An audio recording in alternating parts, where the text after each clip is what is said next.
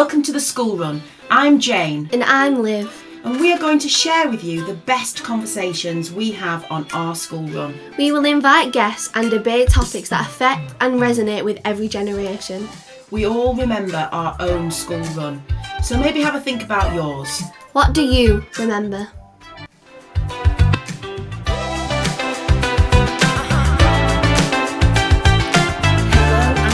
Another episode of the School Run. We are really enjoying these chats. We're in such a privileged position, aren't we, Liv, to talk to such amazing guests. We're recording this podcast with a fabulous friend of mine. Her name is Suzy Rowntree. I'm going to introduce Suzy as mum of girls, wife, daughter, sister. Her role is as senior HR leader at a large national retailer.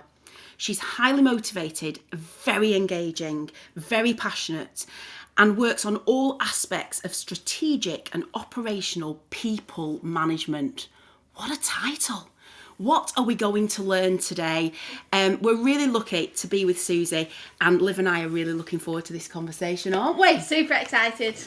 I think first thing we all want to know is what is your job? What do you do? I need to find out, really, don't I? Well, firstly, thank you so much for having me. This is really exciting. I've been listening to your podcast with pure eager and curiosity, so thank you so much for having me. Well, thank you for saying you'd come on. I'm excited. So what's my job? Well, let's just keep it really simple. An organisation's biggest and most important asset is its people. It cannot be successful without its products and its people. And basically my job is to support the people, the managers, to drive the strategy, put the right people in the right jobs to drive the strategy of an organisation, whether that's selling, whether that's making things, whether that's buying, whatever it is. It's about people enjoying work, putting them in the right roles and creating a great culture where everyone's welcome, in essence. It's a big job because people are complicated, aren't they, Suzy? Yeah. You must deal with a lot of different personality types and styles. And a lot of different personality. You know, you are spot on, Liv. And I think that's the element that I enjoy the most with it.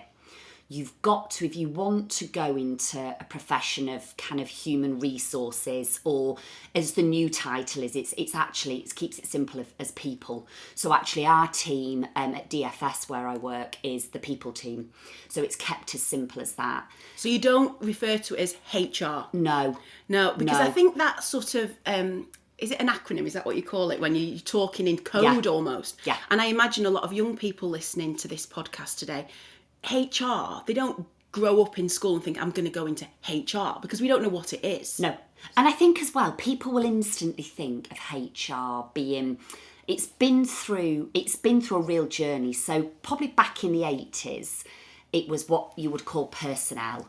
So it was your admin, it was doing your contracts, it was, your tissues when someone was upset. It was what they called personnel. And then it transitioned to something called human resources.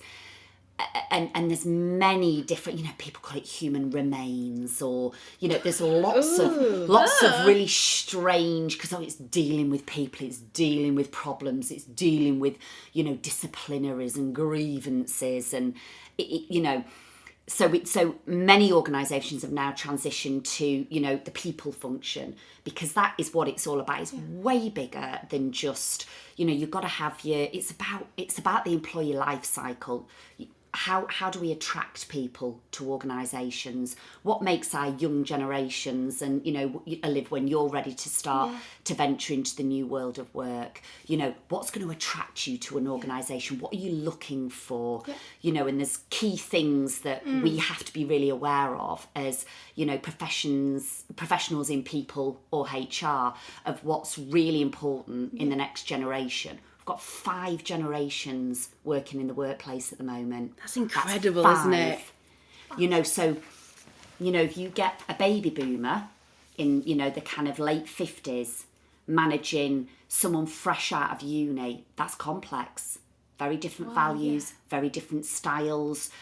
So there's lots to it. It's leadership development. There's, kind of building skills for tomorrow. There's then attracting people, retaining them. It's huge. It's a massive topic and it's fascinating. And just to give you some context, Liv, an earlier episode we spoke to someone called Rachel Haslam. And she works, her main thing is people. So she works with organisations to help develop the people and help the strategies to happen with HR directors and leaders. And that's where Liv knew about behavioural styles and personalities and how, because we really feel like at school that this should be taught. You should be taught who you are. What are your strengths? What are your weaknesses? What are your blind sides? Yeah. And if we did that, then we maybe would go on to choose a job or a career that was much more fitting for us rather than finding ourselves in a job or career that's not right for us. Oh, it is so true. And if I think about me growing up, if you said to me, what do I want to do when I grow up? I still ask that question now. I absolutely adore what I do now, but I haven't found my end. I haven't found my absolute purpose. I'm still looking for that. Right. And this is absolutely a profession where I believe I add huge amounts of value. I thoroughly enjoy, but I haven't found my purpose, and I'm yet to find that, and I'm still on that journey. And I think if you think about what you don't learn at school, it's exactly what you've just explained. You don't learn about teamwork. You're an individual contributor. It is my worst nightmare. If you said to me, Suzy, could you spend a week in a dark room writing a board report? There's going to be no collaboration. No one's going to be able to share their views. I just need you to sit down and do it. Seriously, I'd rather be shot in the foot. I couldn't do it. I wouldn't have energy for it. I couldn't do it. Well, you think about school. That's what it is. It's kind of what it is. Oh yeah. And I will be very admittant. I failed. I failed many of my GCSEs. I failed my A levels. I had to repeat my A levels. All my friends went off to uni, and my mum and dad, sent me to a private tutorial college to just get my head down to get what I needed because I wanted to go to university and have some fun. But I didn't. I just didn't enjoy it. And was that, you said you failed a lot of your GCSEs and A levels. Was that because of the environment, or do you think it? Or did you just weren't good at like English and maths and all? Actually the creative side, so like English and drama, I really enjoyed. Everything else, nothing clicked for me. Yeah. Maths, I hugely struggled. I think I got an E the first time, then I repeated it again and got a D, and I knew I had to get a C in old language, whatever the numbers are now, What would be the new numbers of a C? A C is a 5. Is that a 5? Yeah. Yes. Yeah. A 5. So when I was doing my A levels first time round, I was doing my maths GCSE for the third time. I just really struggled. Unfortunately, those struggles continue to play out later in life for me, especially in the corporate world with kind of commercials and financials, because I have a huge block because I struggled so badly with it. But I enjoyed school. I had great friends. I had a lovely time. But I didn't do very well at all. So you loved the people, so the environment was okay, but the actual engagement in the learning and what you were made to learn was just so alien. 100%. But we're channeling everybody through this tunnel. Yeah. And it's such a shame because life has got so many opportunities and so many careers and job roles for people to go into, but they don't know about it because at school they just feel like a failure. Yeah, absolutely. And we have we follow something at work called Gallup Strengths, which is really interesting, and it's basically about your 34 different strength types. So that can be from anything like relator, which is someone that likes deep and meaningful relationships, to positivity, to futuristic, to kind of strategist. And we can all do these things, But, you know, when those things come down a little bit further in your preferences, it actually just takes a lot more energy. So writing a board report, like I've just said, I can do it. It just takes a lot more energy and tires me out a lot quicker.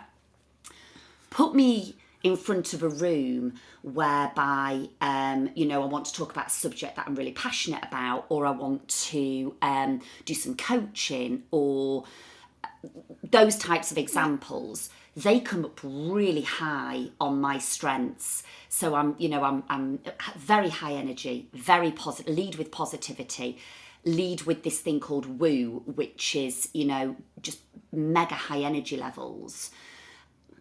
And if I'd have learnt that when I was younger, if I'd have really honed in on those strengths and learnt that those strengths were as equally as important as all the stuff that I just wasn't getting at school, life would have felt so much different for me. It really would. Yeah. It's like, what, school just doesn't teach you any people skills whatsoever. And I don't get it. No, because, like, literally you walk out, even in school, you're, like, surrounded by people. Yeah. Like, that is, wherever you go to work, wherever, even on the street, even if you're buying something in the supermarket, you have to interact with people.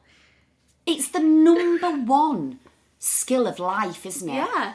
It's the absolute number one skill of life. You know, communication, influencing, you know, being kind, being empathetic. These are all skills that just aren't taught.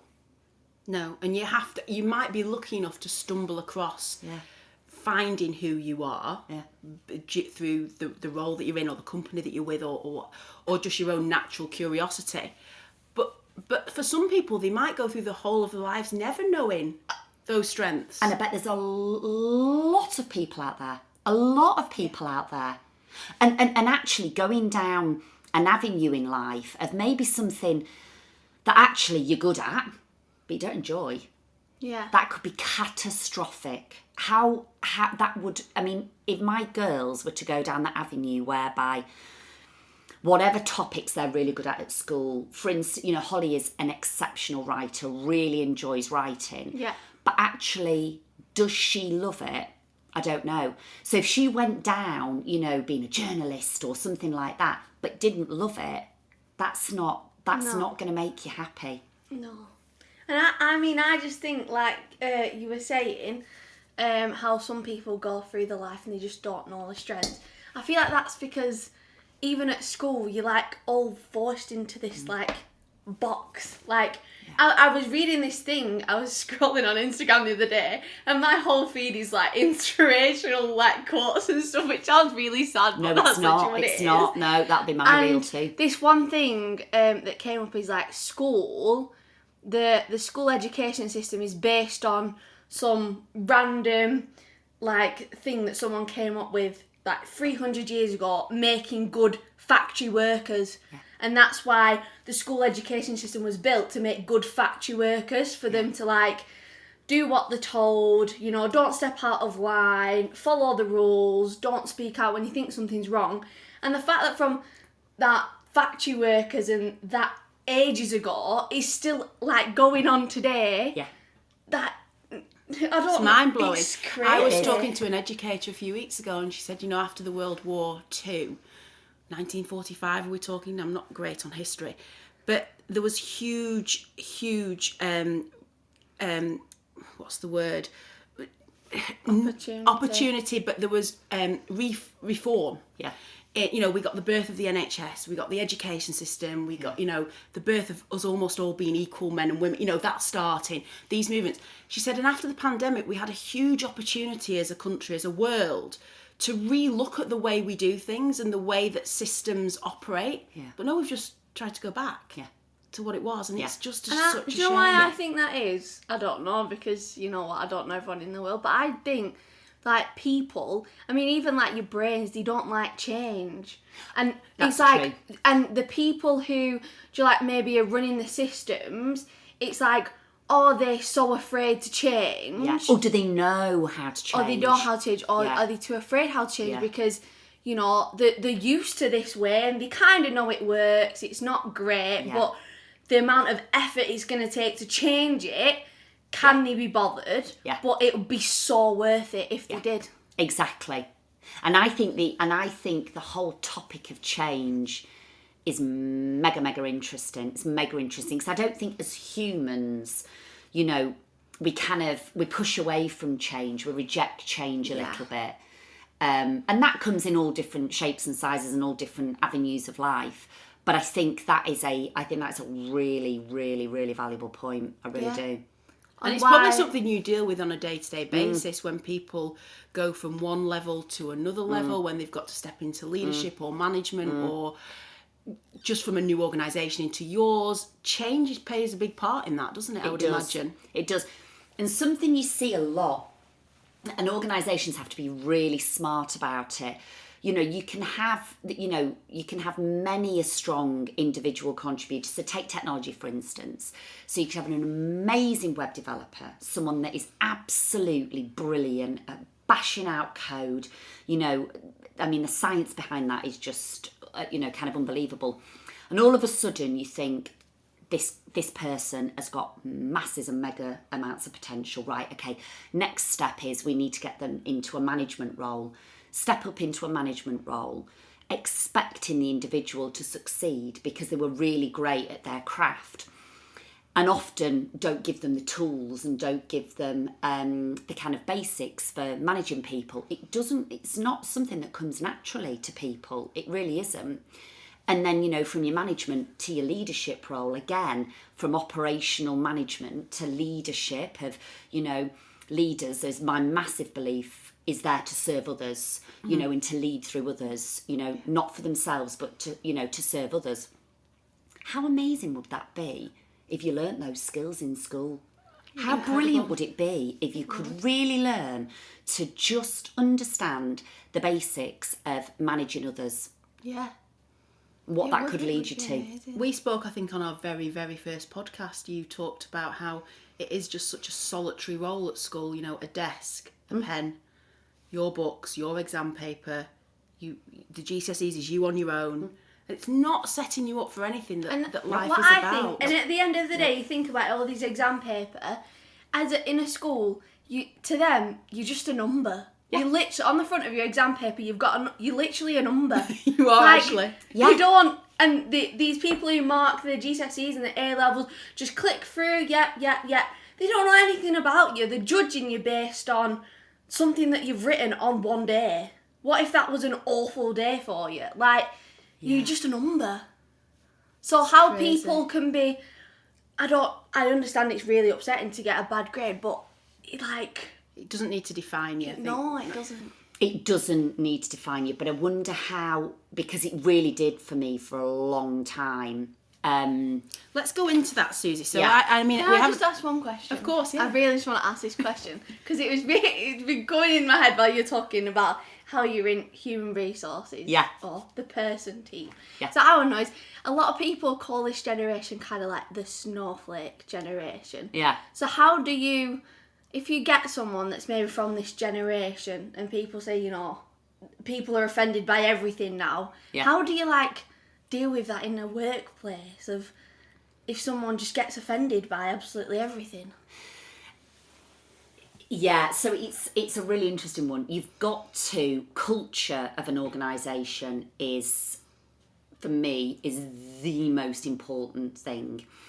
And it's a bit like dating. You've got to get the match right, because if the culture isn't right for you as an individual, it is never, ever, ever going to work for you. It really is very, very important. So where I work, we have a really quite amazing standout culture, a kind of inclusion culture, whereby our branding is everyone welcome. So we're very, very, very keen with everyone that comes in, that the person that we see don't always get it right at all. But they have to culturally fit, and vice versa. We have to fit with them, because it's a two-way thing. I think the generation that this snowflake culture. So what age would that take up to? Oh, I wouldn't say definitely. Is it about 25? Would you say? Yeah, maybe up to there. I don't know how long a generation is, but definitely my age of people. You're right, yeah. So if you think about it, we're just testing this new generation because it's just coming in. Yeah. And you guys have been brought up in a world that we never ever experienced. Yeah. The influences both online, at school, everything is so you've been parented different. Everything is so, and it's really interesting because Holly and Chloe were in Sports Day last year, and they got medals for taking part. Oh, I'm sorry, I can't do that. And I was like, I'm really. Oh, We had it. Olivia's I'm year really was the sorry. first year at primary school where it was non-competitive sports day. I can't. I don't get it. And and it riles me off the clock because that is completely setting you up, Liv, my girls up for, it's a recipe for disaster. It's a bloody hard world out there. And it is a competitive hard world. It doesn't matter what generation you're in. It is hard. And it's teaching them that you could put in minimal effort, but I'll still get a medal. 100%. Failure and not winning, to me, is way more powerful than winning and doing something great. Because it's about resilience and it's about dealing with that. And the resolve and bouncing back and the lessons learned. When everything goes amazing in your life, and I've totally and utterly steered off from where you were going fine, with it. no. But that is that is worries the generation. me. Yeah. But schools are doing that. Yeah, Oh, I know. it's embraced. And I think this generation, it's harder and it's easier than previous generations before. Yeah. I was in the car with my dad and we were talking about a previous episode that we've done on resilience in sport, and he said, but look at this now, like, resilience comes from the smallest things. Like, he said to me, like cooking a meal for your dinner. Yeah. This generation now, they can click a Deliveroo and it's here in 20 minutes and they don't have to do anything. Like, that is so much easier. But then, where's the resilience of, Deliveroo's not working, I have to cook myself dinner, I don't know how to do it. Even the tiniest things now that is like, it's massive if my technology doesn't work. It's, Yeah. And actually, the impatientness of things. I mean, Holly wanted this new iPad cover. She's doing a dance show tomorrow and it's all day and they have a lot of time out. She doesn't like her iPad cover. It's not an iPad, it's a cheaper thing. That sounded, she's only equivalent. 10. You get my drift. Yeah. And she wanted it because this thing that her dad put on this, it's feral. And she's like, I'm not going into this, all my friends are going to think I'm... And Mark's saying this is absolutely ridiculous. I got where she was going with it, but she said, can you just buy me some stickers to put on it? I was like, yeah, of course I will. And she's like, well, can you do it on Prime so it's here tomorrow? We didn't have any of this. It's this, it's a now generation. We've spoken about it before. We didn't have a mobile phone. I rang my mum in a red phone box to reverse the charges. Absolutely. You sat at the bottom of the stairs, where all your family could listen to your conversations, didn't you? When when we were growing up, I used to get bollocked for being on the phone and for too the phone long. was engaged all night. Yeah, totally. And your dad was shouting, or your mum or grandma, get off the phone, and someone might be trying to get me. But we all have our own now. Yeah, we're so accessible, and everything's accessible. And I think now everyone, because everything's so fast now, everyone wants a quick fix. Like with anything, they just want something quick and easy, and therefore they never go on a journey with themselves. They never go on a journey with anything. They don't get the setback because everything's just right there in front of you. It's just at a tap of a phone or whatever. So I suppose to come back to the question, that you've not actually in the workplace, it's not actually there yet, is it? So we don't know the impact yet. We don't know how things will change. But I think sorry to interrupt, but I think how as our generation grows up, how much are these companies gonna have to start bending the rules for, and then they come in and say, someone from my generation comes in and say, oh no, they've said something horrible to me, and then they can post that on social media and the whole company gets a bad light of that. I just don't know how. And actually I'm not sure that's a generational, So organisations have to continue to adapt the way that so COVID in some ways was the best thing and worst thing that happened for organisations. So I joined DFS about 4 weeks actually before COVID hit. So, new gig, didn't have my relationships, didn't kind of know what I was doing, where I was going. And all of a sudden, we're all working at home. And it's really interesting because we've had some of our top leadership team wanting to get everyone back into the workplace at least 3 days a week. That doesn't work for people anymore. But there has to be a happy medium. People need social interaction. Yeah. You need the canteen talks as you're queuing for your food or grabbing your people sandwich. Need people. You need the 100%. It's one of your healthy 5 a day for your own mental health. It absolutely is, and that doesn't matter whether you're an introvert, whether you're extra. It doesn't matter. Scientifically, you need that. And I think organisations just have to adapt. Your generation, as you move through, won't want a 9 till 5. They absolutely will not want a 9 till 5. Yeah. They'll want part-time. You'll want something part-time where you can grow a career in a safe corporate environment. But then go and travel the world. Go travel the world. Or, go be starting your own business on the side.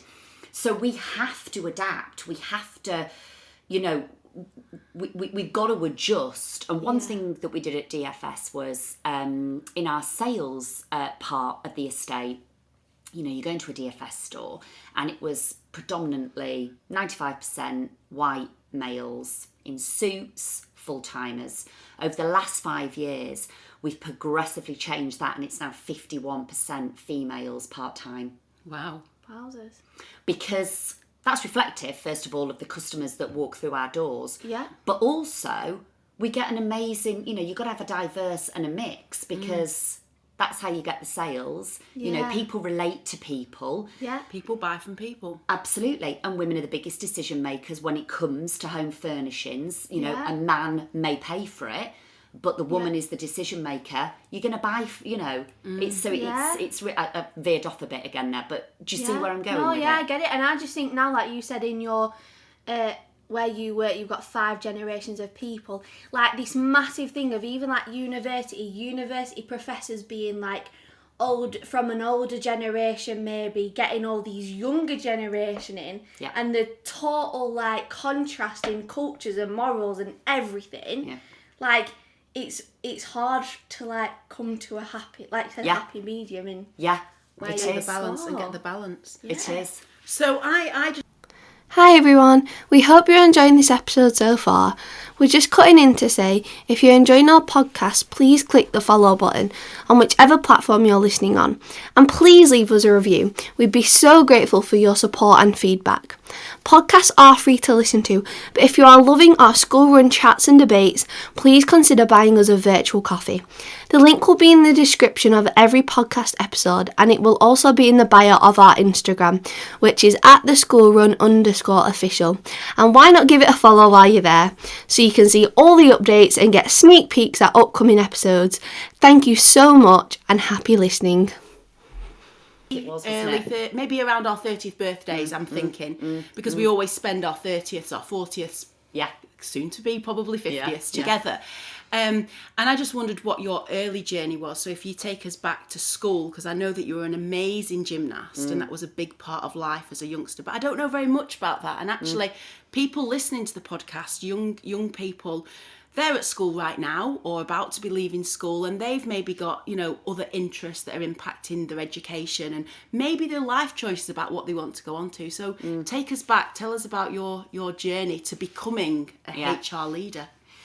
So you're right. I was a gymnast. I was a rhythmic gymnast. So that's like, with the ribbons and the hoops and the balls. And I did that from, it was probably about 4 until 15. And I reached a good stage in gymnastics when I turned, I want to say it was about 10. I'm pretty sure I was still at primary school, and I got into the national team. and I think I'd come about 7th in the British Championships.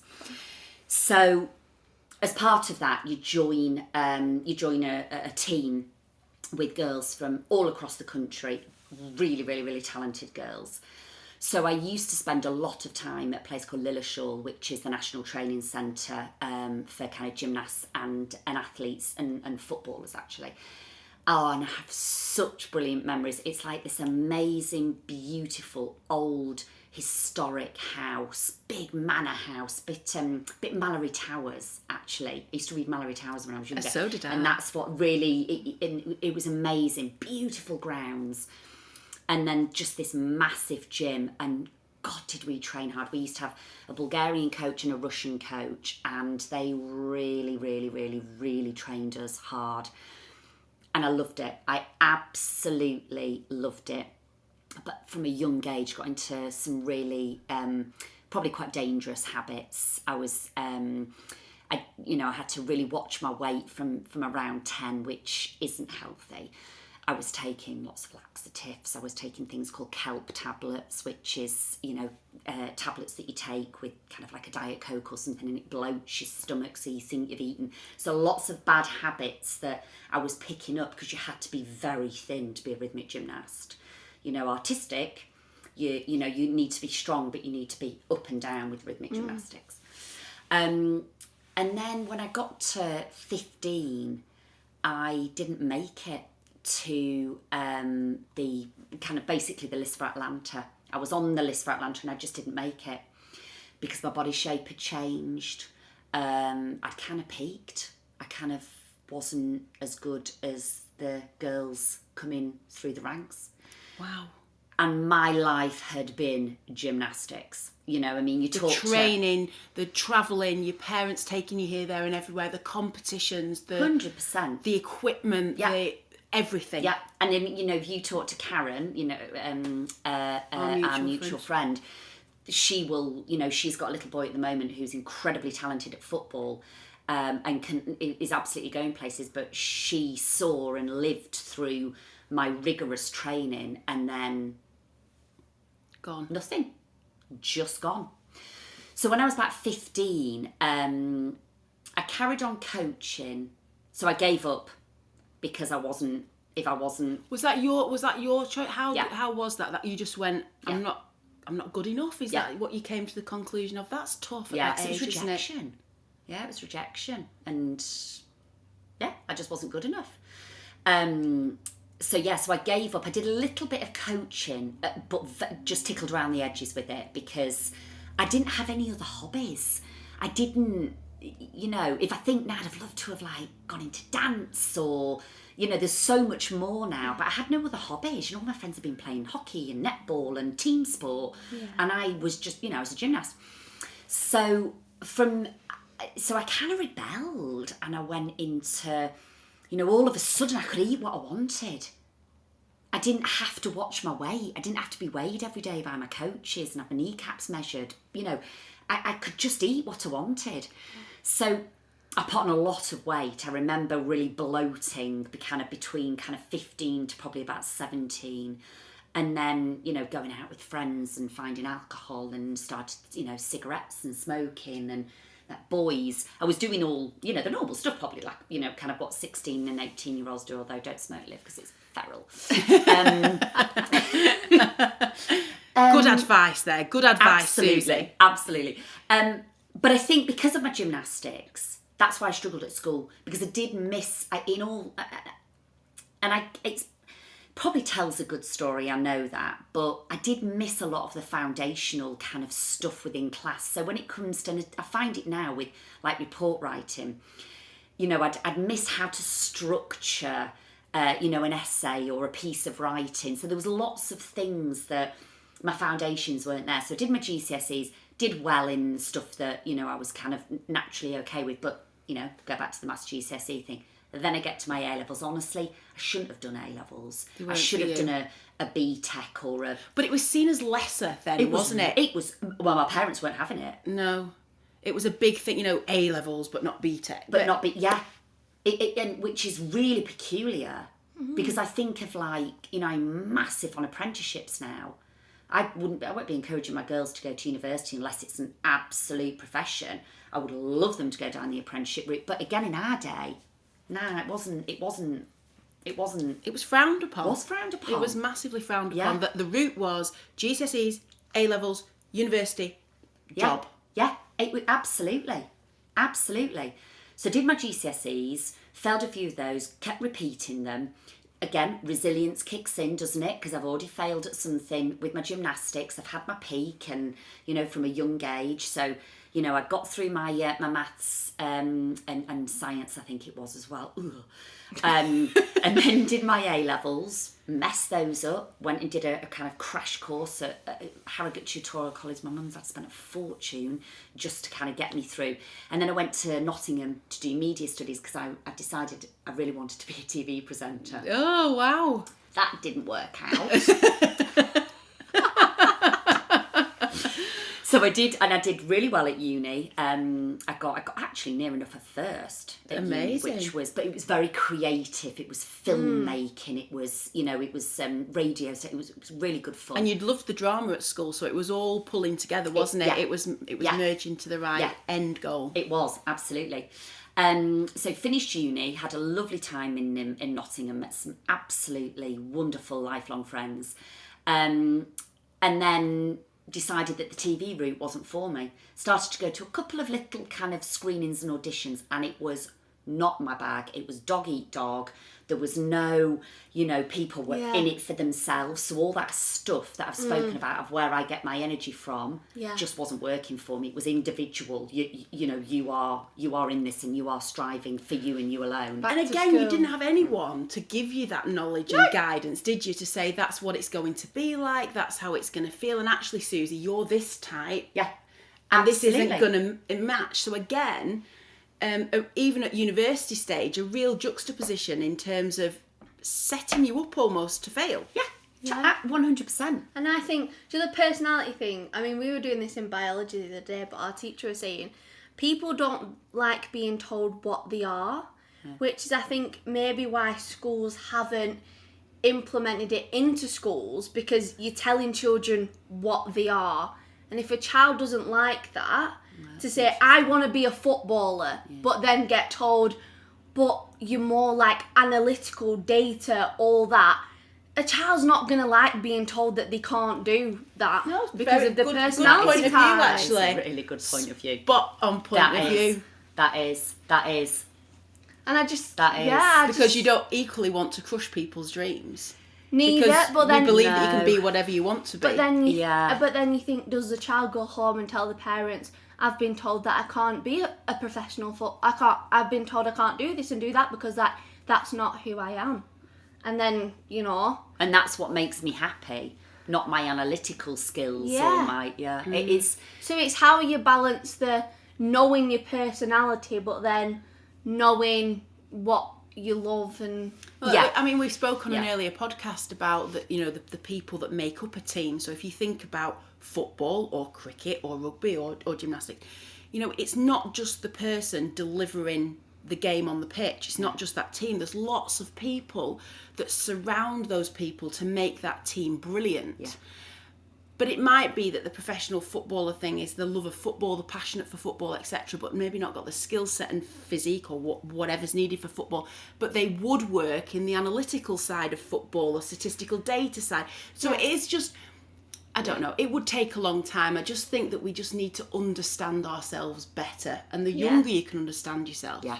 And I think parents have a big part to play in that as well. I think that's the role, I think, as parents is trying to help navigate. I've got two little girls, and they're very, very, very different. Chloe is 110% me. I completely get Chloe. I can feel her emotion. She's me. Holly is much, much, much more like her dad. So I understand, because obviously I'm married to Mark. So do you know what I mean? That contrast. But I don't always agree with Holly's view. She teaches me an incredible amount. I can't remember where I was going with that. About the influence of school and helping people to understand themselves, and it being the role of the parents. Actually, She's got Role it. of No, the she's got parents. it. Yes, you're a really active listener. I like that. Yeah, but the role of the parent is to really, I think we've got big parts to play, exactly like you've done with Liv. I mean, that is evident, but we've got a really big part to play in helping them understand themselves, helping them make the right life choices, helping them make the mistakes. That's so important. They've got to make the mistakes. And equally, it might not be a parent. It might just be a really influential adult within your life. It's somebody that you have with you that shapes and guides you, and that might not be a mum or a dad. It might be a grandparent. It might be an auntie, an uncle, a god. It doesn't matter who that person is. And we're so fortunate in our family. We've got an extended family, a kind of blended family, let's call it that, with a gorgeous girl called Kirsty, who came into our years probably just under 10 years ago, and she is absolutely phenomenal. And I know when, our wider friends listen to this, they will absolutely know who, kind of what I'm talking about and the character of what Kirsty is. And the controversy that Kirsty's been through in life is really not what anyone should ever have to go through. But the role that she plays with Holly and Chloe, I mean, really they're sisters, they're sisters of different ages, and that's how they class themselves, and that's how we class them as a three, and they're a really, really, really powerful little trio. But what she teaches them, how she guides them, totally different upbringing to me, totally different upbringing to, my closest friends around. But the influence and the importance of her life, with what she now teaches my girls, is off the scale. And they will know at the moment, how important Kirsty is in their lives. But when they grow up, it will click to them suddenly just how lucky they were, and are to have Kirsty in their lives, because she is an absolute. She's just a superhuman. She really is. She's got superpowers like no one else. And I think it's super important that young children have lots of different influences, from lots of different people, because otherwise, if you have parents that are very, very similar views, sometimes you get pushed onto the child, and the child becomes very narrow-minded. Absolutely. Whereas if they have influences from loads of different people who've gone through loads of different things, they can get a full 360 view of the world. Takes a village. That saying of it takes a village to bring up children. I live by it. I absolutely live by it. I really do. And I remember talking to you around the pool when we were in Mallorca in the summer, and you were saying about your grandma and they're all really big netballers, aren't they? And they all live kind of within a really on the same street.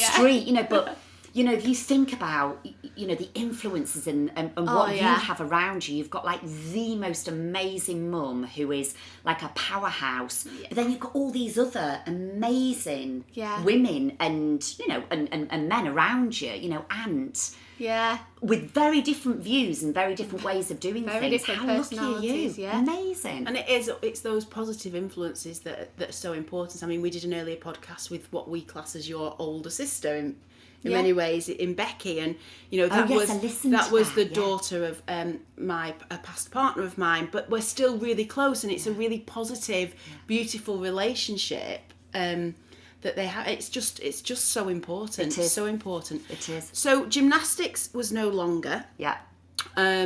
Media wasn't for you. What happened next? So then I thought, oh God, sod this, I'm off travelling. So I packed my bags and went off for a year. Spent lots of time with Jane and Alex, and did the whole travel thing. Got my lip pierced, all the things that you do when you're spent lots of money and kissed lots of boys. And then I came back and I got a job at a company called Wanna Do, which was like just an admin job. I went in because I was like, seriously, I have no money. And I am going to start getting in the neck from Joan and Jeff, my parents here, and this isn't going to end well. So I started at a company called Wanna Do, and as kind of an administrator in Leeds. And I had a lovely time. It was really good. But I knew I didn't want to be an administrator. For one, I am highly, highly, highly disorganised. My attention to detail is horrific. There's not an analytical personality type in there for admin work, Whoa, Suzy, whoa, surely. whoa. No. It just did not work at all. I was making mistakes left, right and centre. But it was brilliant, and it was a great social life. I'm a girl that chases the fun, so we used to go out for drinks after work. And my husband, who's now my husband, I met him there. So he had a team in London and a team in Leeds, and he used to come up, to the Leeds office. And whilst I was there, I met a lady called Emma Douglas Smith, and she was a people partner, so a HR partner. And I really, really, really liked her. She was older than me, probably about 15, 16 years older. And I thought, I'm really curious about what she does. So this was the whole, thing of, HR and people. Now, had I done something like business at uni, I probably would have known what the role of HR was. So I decided to then apply for a job as a HR people administrator at a company called Farnell, which was a big global electronic distribution company.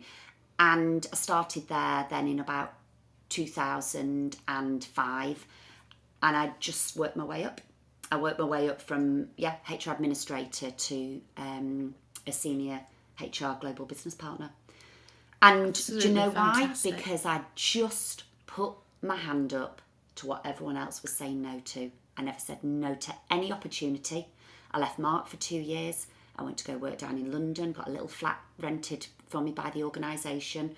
I went to, took a step out of HR and went to go support our CEO, a lady called Harriet Green, as her kind of business assistant. She went then on to be CEO for Thomas Cook, and I then moved back to Leeds. I then took on a different role, and I just every 2 years I kept saying, I'll do that, no, let me have a go at that, I'll do that. And it just And we had progressed. this conversation in the car where I said to you need to say yes to opportunities. Absolutely. And stay curious. Yeah. Be curious. Liv's always been a very curious child with a curious mind. But, just say yes to those opportunities. When you hear someone say something in a boardroom or on the corridor at school, if you don't know what it is, ask. Yeah. Find out, because you never know what door's going to open to you. It's true. And when I was writing, I was doing like a little bit of prep because I was a little bit nervous about it. And I was doing a little bit of prep. She's very prepped, I have to say. It's not on video, but very prepped. Am I? Yeah, you good, are. Good. Yeah, you tell my boss that, 'cause she's always like, you're really never prepped. I'm like, yeah, okay. But one of the things that I put was, so when that kind of question of what would you tell your younger self, one of the things that I put was like, be sporadic, take chances, and any opportunities that come your way, grab them. Great if they work out, but great if they don't, because you'll learn your lessons from them if they don't. And I've just always led my life in that way, specifically within work, always. Yeah, I just think, I feel like a lot of people here, they think it's like cliche of people saying, take every opportunity, and you hear it everywhere, and it's like, people listen, but they're not actually hearing it. They just, everyone says take the opportunity. But the reason people say it is because it works. Like, reason, people say it all the time, and it's like on inspirational quotes, and all your teachers are saying, take every opportunity. It's because it works. Yes. Like, it's a tried and tested thing that works, and it'll make you succeed. And the Absolutely journey of will. life. It sure is. So who's had an impact on your journey if we think about a teacher or a mentor then? Who comes into your mind when I ask you that question? Yeah, do you know, this is a really, really difficult one for me to pick out kind of one or two.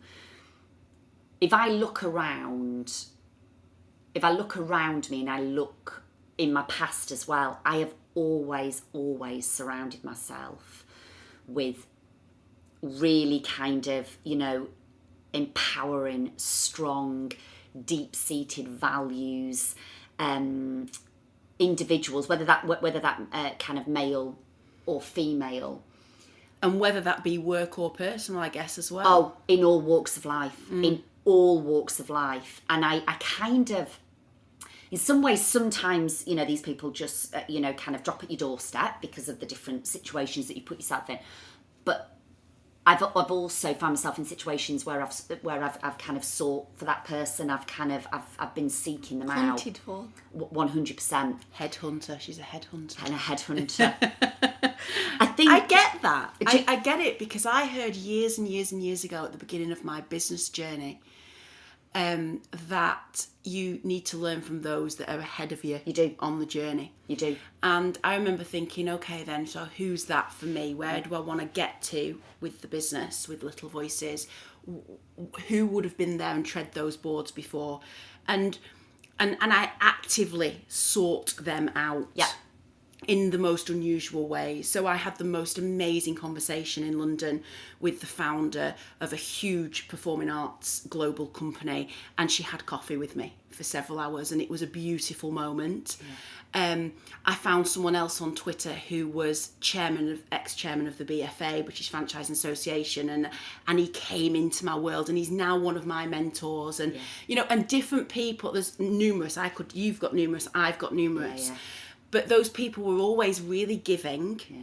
And one of the things they said is when we give, all I'd like you to do, Jane, is pay it forward too and do the same. Yeah. And I think, and I've mentioned it a few times on the podcast, but I try to do that. Yes. Yeah, and I think... So I understand that you can't pinpoint one. Yeah. Or two or three. Yeah. And if there's anyone you want to specifically mention, obviously go ahead. But, in terms of, I understand the impact of what you're saying. Yeah. And I think on top of take the opportunity, well, sometimes you have to chase it, because it won't just come. You do. It won't just come to you on your door. It won't just come to you. Sometimes you do have to go and chase for it. Yeah. What does Rachel Haslam say? If something scares you, run at it. Yeah. And it's true, isn't it? Mm-hmm. It is absolutely true. And actually, that's and I will come back to your question, because I have thought about what you've just said then. But that's something that one of my old bosses taught me, really amazingly, only a couple of years older than me. She's now a Chief People Officer at Ocado. She's doing incredibly well for herself. And she always said to me, when you were finding it really difficult, never, ever run away from anything. Ever. Make it better. And then leave, or resolve it and then leave. Don't ever run away, because that will really lead to kind of that'll lead to unhappiness and unfulfillment.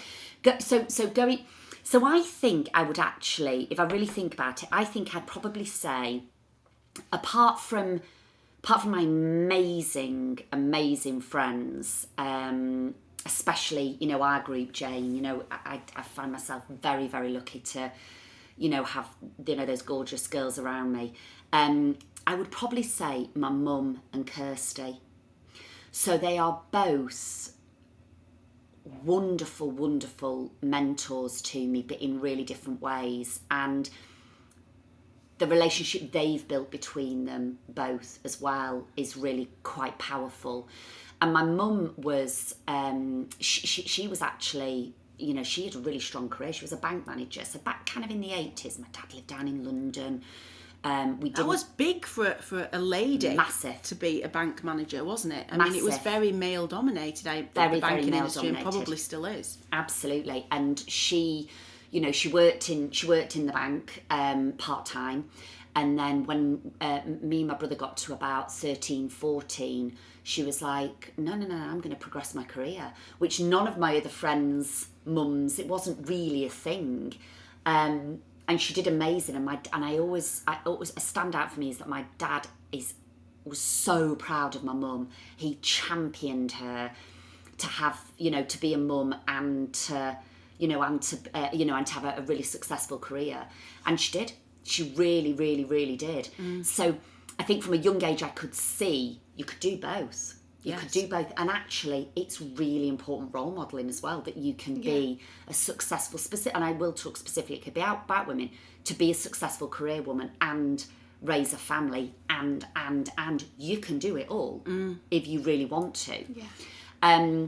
So if I think about my mum, she's amazing, but it's interesting now, and it'd be interesting if you asked my mum the question, because I think she'd say the roles are very equal now. I'm as much as a mentor and an advice giver and a coach to her as she is to me. Yeah, how beautiful. It's very, very balanced.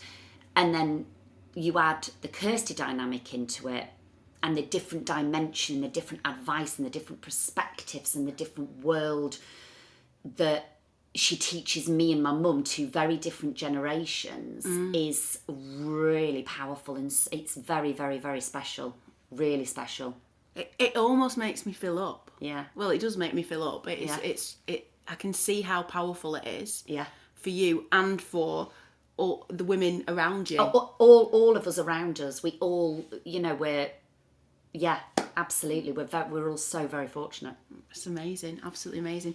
Well, my mum listens to this every Monday morning, Suzy, at 6 a.m.